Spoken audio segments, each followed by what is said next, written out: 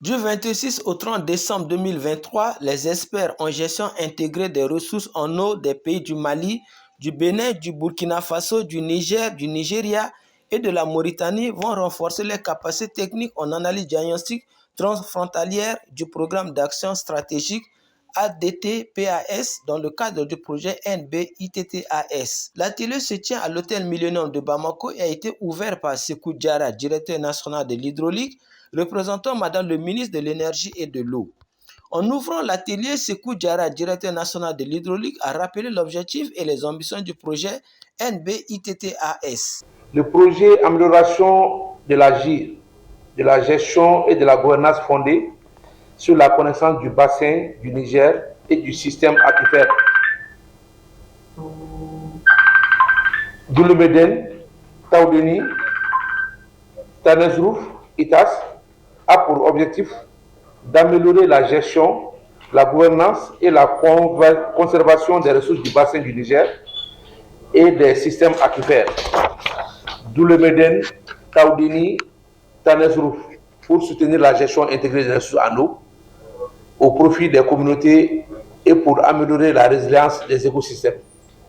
En effet, le système aquifère de l'Eumeden a bénéficié d'une analyse diagnostique transfrontalière dans le cadre du projet Gestion des risques hydrogéologiques dans le système aquifère de l'Eumeden, SAI, de 2004 à 2009 qui concernait le Mali, le Niger et le Nigeria. 3 risques majeurs transfrontaliers prioritaires avaient été identifiés par les 3 pays. Il s'agit le changement de la disponibilité de l'eau, la dégradation de la qualité de l'eau et les impacts négatifs de la variabilité et ou changement climatique. Ce projet se fixe pour ambition le développement de l'analyse diagnostique transfrontalière du NB-ITAS, son examen et son adoption par toutes les parties prenantes, par la gestion des eaux souterraines partagées et l'identification des points de levier, c'est-à-dire les interventions ayant le plus grand potentiel d'influence positive sur les systèmes aquifères concernés. Le projet NB-ITT-AS a été financé par les Nations Unies pour une gestion efficiente des eaux souterraines et des eaux de surface dans les pays arrosés par le bassin du Niger, explique le coordinateur régional Tchokpo Noé Alomassou. Ce projet est financé par le Fonds mondial pour l'environnement, que nous appelons communément le GEF, et mis en œuvre par 2 agences des Nations Unies, le PNUD et le PNUE. Et sur le terrain, le projet est mis en œuvre par 4 agences,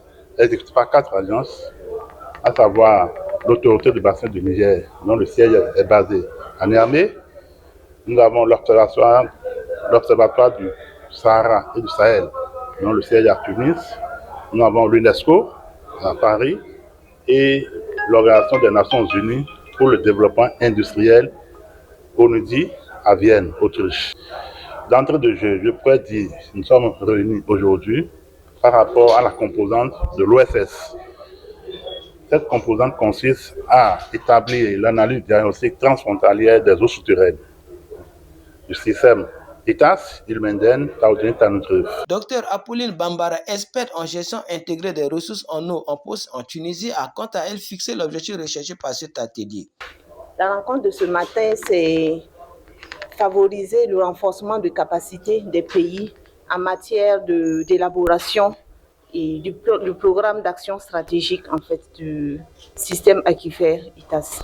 Sékou Diarra, directeur national de l'hydraulique, a enfin exhorté les participants à plus d'assiduité puisque, dit-il, le gouvernement du Mali attend les résultats de ce projet avec beaucoup d'intérêt et d'impatience. Je voudrais vous exhorter à participer avec assiduité aux divers travaux de cet atelier régional de renforcement des capacités de l'ADT-PAS, car nous attendons avec beaucoup d'intérêt et impatience les résultats de ce projet. Une gestion efficiente des ressources en eau doit être le cheval de bataille de toute la population.